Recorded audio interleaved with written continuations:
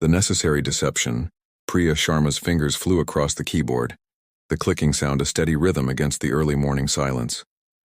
The sun had barely risen, but she was already on her third cup of tea, determined to finish the extra transcription work before Vihan woke up. As a medical transcriptionist working from home, every additional file meant a little more money in their dwindling savings account. "Mom?" Vihan's sleepy voice called from the doorway. At 9 years old, he stood tall for his age, his curious eyes so like his father's, blinking away the remnants of sleep. "You're up early, sweetheart," Priya said, quickly saving her work. "Ready for your big day?" Vihan nodded, but his usual enthusiasm seemed dampened. "Do I look okay?" He smoothed down the collar of his uniform, the prestigious emblem of Oak Ridge International School gleaming on his blazer. "You look perfect," Priya assured him, adjusting his tie. Oak Ridge was a stretch for their budget, but after losing Vihan's father to a sudden heart attack 3 years ago, Priya had become determined to give her son every advantage she could manage. The scholarship helped, but the social dynamics were another matter entirely. "Mom," Mrs. Desai asked again about the career day form. Vihan said, eyes fixed on the floor. "She wants to know what Dad does for work so she can introduce him properly." Priya's heart sank. The fictional husband she'd created, Arjun Sharma, international business consultant, had begun as a small lie on a school form. It had seemed harmless at the time, a way to shield Vihan from the pitying looks and whispers that followed the words "single mother" at Oak Ridge, where most children came from complete families. "I'll email her today," Priya promised, forcing a smile. "Now hurry and eat your breakfast. The bus will be here soon." After Vihan left, Priya stared at the email from Mrs. Desai. The career day event required both parents' attendance. "As one of our most accomplished families, we are especially looking forward to meeting Mr. Sharma," the teacher had written. With trembling fingers, Priya replied that her husband would unfortunately be away on business in Singapore, attaching a fabricated itinerary as proof. She'd become adept at these excuses, creating an elaborate life for a man who didn't exist. That afternoon, while picking up Vihan from his chess club, Priya froze at the sight of the school principal approaching her. "Mrs. Sharma, how lovely to catch you," Principal Mehra said. "I was just telling the board about your husband's work with international corporations. We'd love to have him speak at our fundraising gala next month. I won't take no for an answer this time." I'll check his schedule," Priya stammered. "Wonderful. The board chairman will be there. He's quite interested in meeting the mysterious Mr. Sharma." Her smile was pleasant, but left no room for refusal. As they drove home, Vihan's voice broke through her panic. "Mom, Rayansh asked if Dad could come to his birthday party. His dad says important businessmen should network together." Priya gripped the steering wheel tighter. "Honey, you know Dad travels a lot." "But he's never here," Vihan said quietly. "Not for my birthday, not for school stuff. Rayansh says maybe he has another family somewhere." The innocent words hit like a physical blow. That night, after Vihan was asleep, Priya sat on her balcony, tears streaming down her face. The web of lies was collapsing around her. Soon Vihan would realize there was no business trip, no important meetings, just a mother too afraid to admit they'd been abandoned by the world. Tomorrow was career day. She had exactly 18 hours to either produce a husband or confess the truth that might shatter her son's fragile sense of belonging. A fortunate encounter. The morning of career day arrived with merciless sunshine that seemed to mock Priya's sleepless night. She'd considered every possibility, claiming a family emergency, faking illness, even contemplating the radical step of withdrawing Vihan from Oak Ridge altogether. None seemed viable without causing her son more pain than the truth itself. "You look pretty, Mom," Vihan said as she adjusted her rarely worn navy business suit, purchased during more prosperous times. His eyes scanned the apartment door hopefully. "Is Dad meeting us there?" Priya knelt to his level, heart hammering. "Vihan, there's something I need to tell you." Her phone buzzed with a text from Mrs. Desai. "All parents must sign in together at the reception desk. Looking forward to finally meeting Mr. Sharma." Priya's courage faltered. "Let's go, Beta. We don't want to be late." The school auditorium buzzed with activity. Executives in tailored suits mingled with doctors in crisp white coats, while children proudly guided their parents to assigned seats. Priya clutched Vihan's hand, scanning for Mrs. Desai, hoping to explain before the event began. Mrs. Sharma. The teacher's voice rang out across the room. We've saved front row seats for you and your husband. Actually, I'm afraid, Priya began, but Mrs. Desai was already ushering them forward, her eyes searching expectantly. Where is the famous Mr. Sharma? Surely he's here somewhere. Vihan looked up at Priya, confusion clouding his features. She opened her mouth, but no words came. Forgive my tardiness, a deep voice interrupted. Traffic from the airport was abysmal. Priya turned to see a tall man in an impeccably tailored charcoal suit approaching. His confident stride and commanding presence drew every eye in the vicinity. With perfectly styled hair and a neatly trimmed beard, he embodied the successful businessman she'd invented. Vikram Malhotra, he introduced himself, extending his hand to Mrs. Desai before turning to Priya with practiced familiarity. Sorry I'm late, darling. The Singapore meetings ran longer than expected. Priya stood frozen as he bent to kiss her cheek, whispering, Play along. I'll explain later. Mr. Sharma, Mrs. Desai exclaimed. We've heard so much about you. Your wife has been quite the mystery keeper, never sharing details about your important work. Discretion is part of her charm, Vikram replied smoothly, his hand resting comfortably at the small of Priya's back, as if they'd been married for years. Vihan stared up at the stranger claiming to be his father, eyes wide with bewilderment. Vikram crouched down, meeting the boy at eye level. You must be Vihan. Your mother speaks of you constantly, he said warmly. I brought you something. From his pocket he produced a small, intricately carved wooden puzzle box. From Singapore. It's a challenge, only the cleverest minds can solve it. The boy accepted the gift cautiously, turning it over in his hands. Thank you, Dad, he said, testing the word. Throughout the presentations, Vikram played his role flawlessly. He discussed international markets with other fathers, complimented children's projects, and occasionally leaned close to Priya, creating the illusion of intimate exchanges between spouses. His knowledge of business was clearly authentic, impressing even the most skeptical parents. When it was time for the parents to introduce themselves, Vikram spoke eloquently about sustainable business practices in developing markets, captivating the audience while Priya tried desperately to understand who this man was and why he'd inserted himself into their charade. Your husband is extraordinary, Mrs. Desai gushed during refreshments. The principal hopes he'll consider joining our board of trustees. As the event wound down, Priya finally managed to pull Vikram aside, while Vihan showed his new puzzle box to classmates. Who are you? She demanded in a hushed tone. Why would you do this for strangers? Vikram's confident facade softened slightly. Vikram Malhotra, as I said. I was here meeting with the principal about a scholarship program my foundation is establishing. He glanced toward Vihan. I overheard your conversation yesterday. You seemed desperate and He paused, something vulnerable flickering across his features. Let's just say I understand what it's like to need someone to believe in a story. So you decided to play pretend husband to a woman you've never met? That's either incredibly kind or deeply concerning, Priya said, unable to decide whether to feel grateful or terrified. Vikram chuckled. Perhaps a bit of both. But the immediate crisis is averted, isn't it? Before she could respond, Principal Mehra approached with the board chairman. Mr. Sharma, we're all looking forward to seeing you at the gala next month. Your wife tells us you're quite the philanthropist as well as a business genius.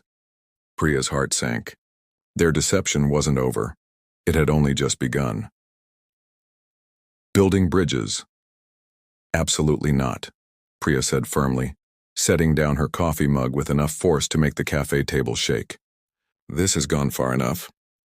Vikram remained unruffled, absently stirring his green tea.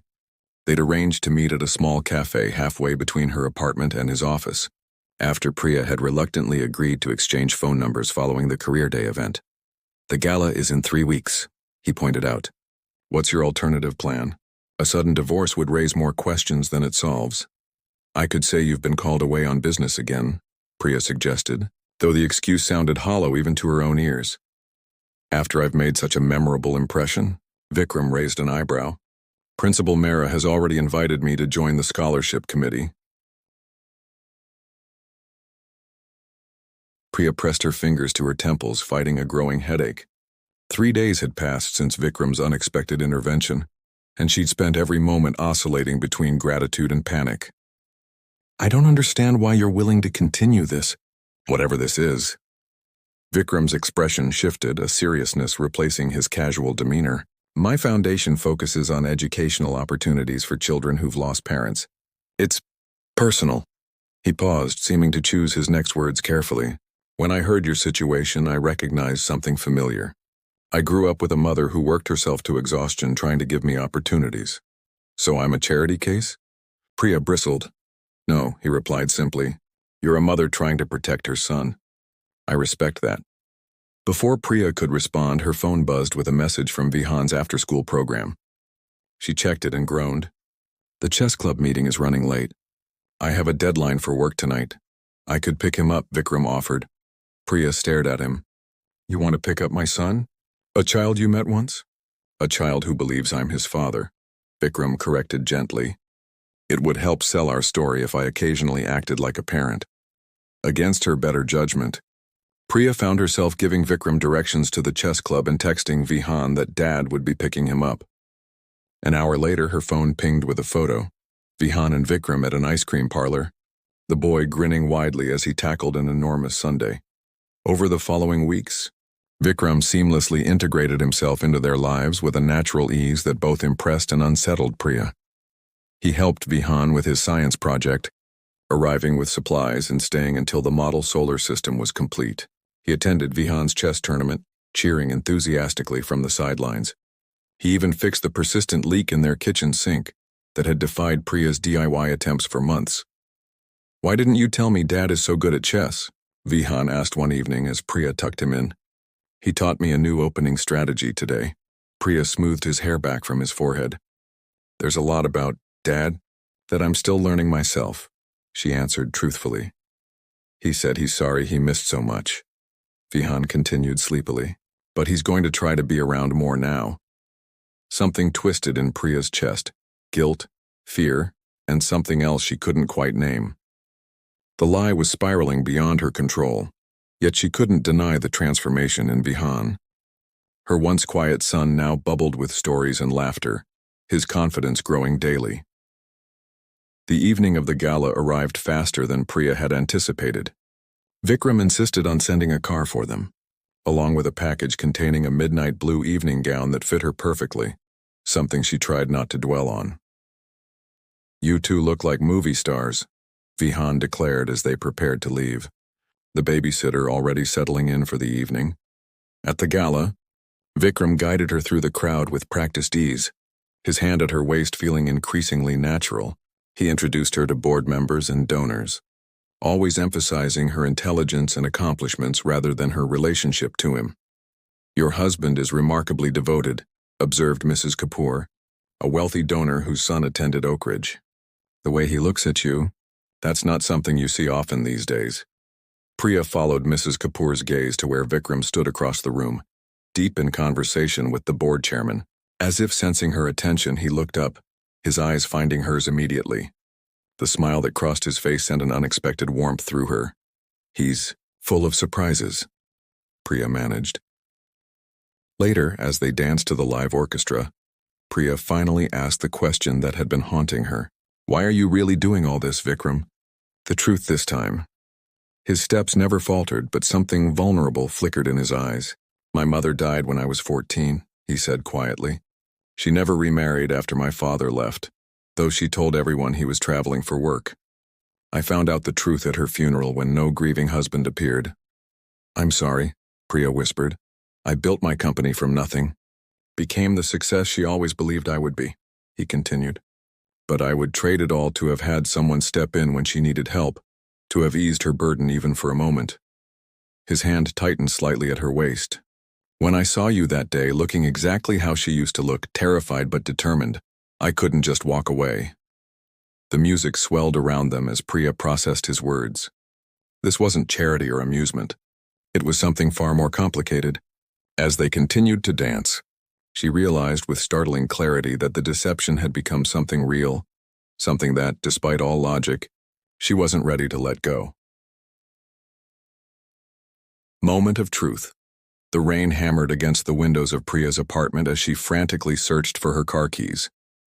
The call from Oak Ridge had come 15 minutes ago, Vihan had collapsed during physical education class and was being taken to Memorial Hospital. Come on, she muttered, upending her purse onto the counter. Her hands trembled so badly she knocked over a mug, sending it crashing to the floor. She barely registered the sound, panic consuming her thoughts. Her phone rang. Vikram's name flashed on the screen. I can't talk right now, she answered breathlessly. Vihan's in the hospital. I know, Vikram interrupted. The school called me too. I'm outside your building. I'll drive you. The sleek black sedan was indeed waiting when Priya rushed outside, rain soaking through her thin blouse.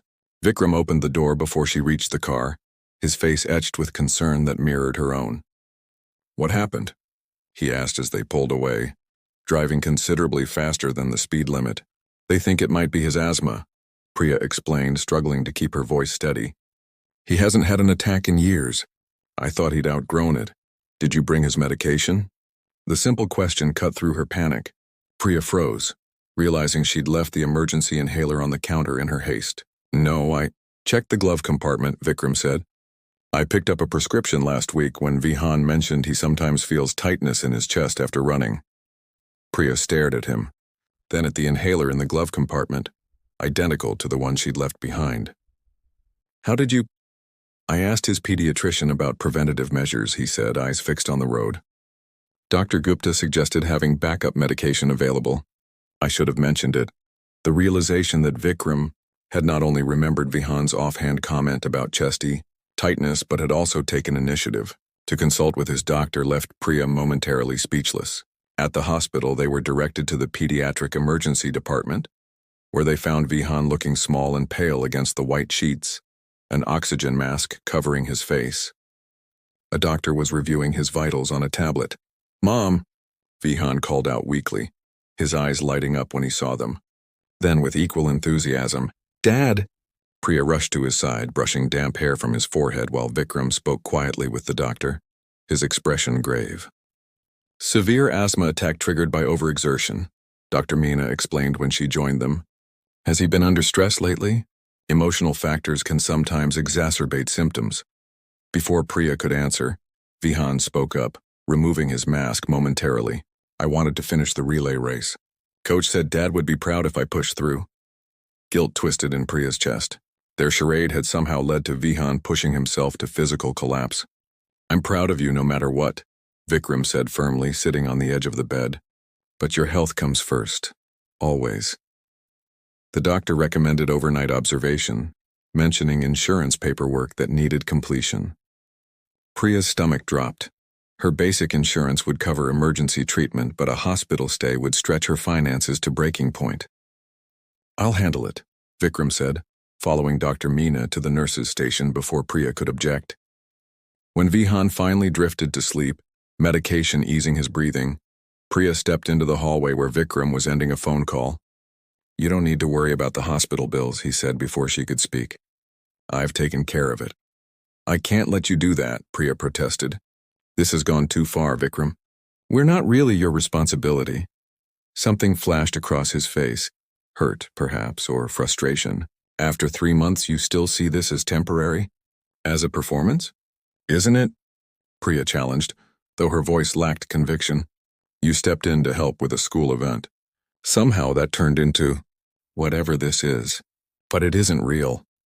Feels pretty real to me, he countered, gesturing toward Vihan's room. That boy in there calls me Dad. I check his homework, attend his games, worry about his health. I've rearranged board meetings to make his chess tournaments. His voice lowered, intense rather than loud. And you? Do you think I don't notice how you lean into me when we walk together? How you call me first when you have news, good or bad? Priya wrapped her arms around herself, suddenly cold in the sterile hospital corridor. That's the problem. We've all started believing a lie. Or maybe we've created a truth, Vikram suggested quietly. Maybe what started as pretense has become something authentic. A nurse approached before Priya could respond, informing them that Vihan was asking for both of them. They returned to find him awake, looking small against the hospital pillows. Are you guys fighting? He asked immediately, his perceptiveness catching them off guard. No, Beta, we're just talking, Priya assured him, taking his hand. Is it about the secret? Vihan asked, his voice small but determined. Priya's heart stopped. What secret? Vihan looked between them, his expression far too serious for a 9-year-old. I know Dad isn't really my dad, he said simply. My real dad died when I was little. I remember him a little bit. Shocked silence filled the room. Priya felt the floor tilt beneath her, the careful construction of their lives threatening to collapse. How long have you known? Vikram asked gently, when Priya couldn't find her voice. Since the chess tournament, Vihan admitted. Rayansh's dad said you couldn't be my real father because I looked nothing like you. He looked down at his hands. And then I remembered more about my actual dad. The one in the pictures. Priya's eyes filled with tears. Vihan, I'm so sorry. I never meant to. It's okay, Mom, he interrupted with surprising maturity. I know you were trying to help. And anyway. He glanced at Vikram, a hint of shyness in his expression. He's been a pretty good pretend dad. Vikram's composed exterior cracked, emotion flooding his features as he reached for Vihan's other hand. Being your pretend dad has been the greatest privilege of my life, he said, voice rough with feeling.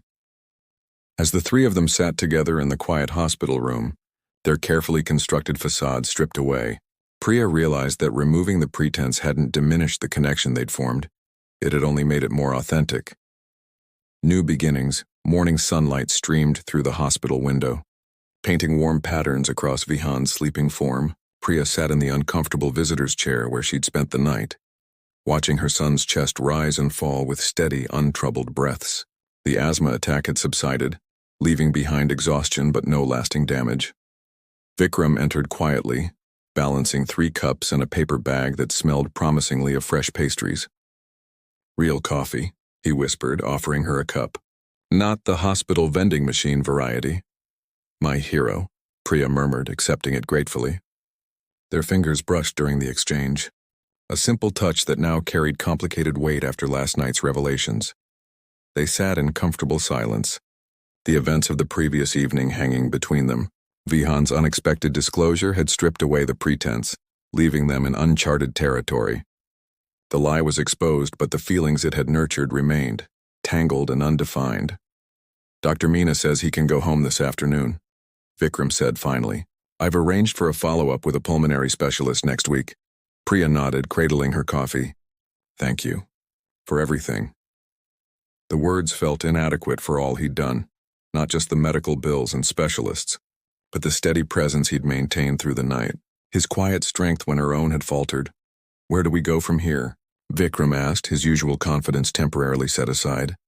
Now that Vihan knows the truth. Before Priya could answer, Vihan stirred, blinking awake. Is that chocolate croissants I smell? He asked hopefully, his voice stronger than it had been the night before. The serious conversation paused as they shared breakfast. Vihan's appetite, a reassuring sign of recovery. When a nurse arrived to check his vitals, Priya stepped into the hallway, Vikram following. He seems better, Vikram observed. Yes, Priya agreed, then hesitated. About your question. I think we need to be honest with everyone now. Tell the school the truth. Something flickered across Vikram's face. Disappointment, perhaps. Of course. I understand. But, Priya continued carefully, that doesn't mean everything has to end. Vikram studied her face. What exactly are you saying, Priya? She took a deep breath. I'm saying that what began as a deception became something real for all of us. Vihan adores you and you've become an important part of his life. And mine, she added softly, so you're suggesting? I'm suggesting we start over, Priya said. Honestly this time. No pretending, no roles to play, just see where it leads. A slow smile spread across Vikram's face, transforming his features. I'd like that very much. 2 weeks later, Priya sat in Principal Mehra's office, hands clasped tightly in her lap, as she finished explaining the elaborate deception. Vikram sat beside her, his steady presence bolstering her courage. I understand if you feel Vihan should no longer attend Oak Ridge, she concluded. We violated the trust of the school community. Principal Mehra regarded them thoughtfully. Mrs. Sharma, or should I say Ms. Sharma, your situation is not as unique as you might think. Many of our families have complicated stories behind their polished facades. She leaned forward. What matters to me is Vihan's well-being and education. He's a gifted student who belongs at this school. Relief washed over Priya. Thank you. We'll make sure nothing like this happens again. As for Mr. Malhotra, the principal continued, the scholarship foundation you've established has already changed lives here. Your commitment to education is evident, regardless of how you came to be involved with our school. Outside the office, Vikram took Priya's hand. That went better than expected. Much better, she agreed, though Mrs. Desai looked scandalized when we passed her in the hallway. Let her gossip, Vikram said with a smile. By next week, some other family drama will take center stage.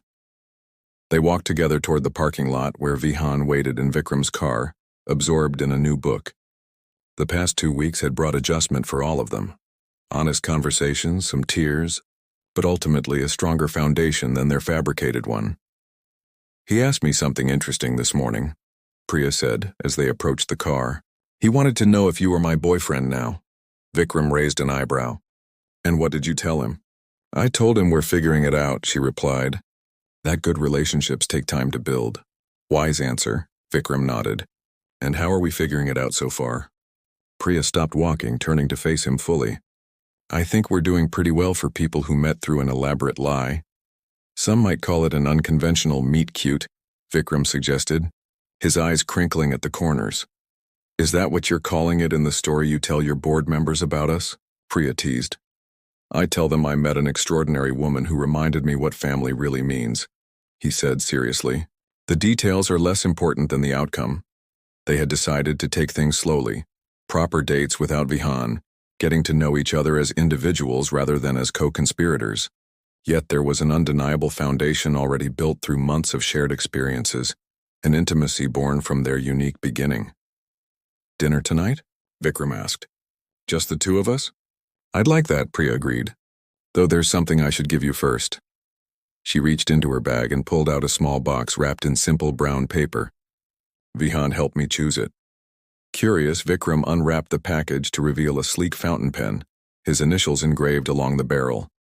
Nestled beside it was a small card in Vihan's careful handwriting. Thank you for being there when we needed someone. No pretending required. Emotion flickered across Vikram's usually composed features. This means a lot to me, he said quietly. It's just a pen, Priya said with a small smile. It's much more than that, Vikram replied, carefully returning it to its box. It's permission to be part of your lives, your real lives. Vihan spotted them and waved enthusiastically through the car window. As they walked the remaining distance, Priya reflected on the strange journey that had brought them here. What had begun as a desperate lie had transformed into something authentic and precious. A reminder that sometimes the most unexpected beginnings could lead to the most meaningful connections. In the car, Vihan immediately launched into an excited description of his science project.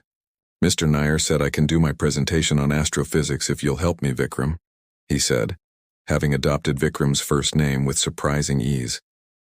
Of course, Vikram agreed. We could visit the planetarium this weekend for research. Can Mom come too? Vihan asked. I wouldn't miss it, Priya assured him, catching Vikram's eye with a smile. As they drove away from the school, the sight of their elaborate deception and unexpected connection, Priya felt a sense of liberation. The necessary lie had served its purpose, creating space for something genuine to grow in its place. The road ahead wasn't perfectly mapped, but for the first time in years, she looked toward the future with more anticipation than fear. Sometimes, she reflected, the most beautiful truths emerged from the most complicated deceptions, and sometimes family wasn't what you pretended to have, but what you discovered you needed all along.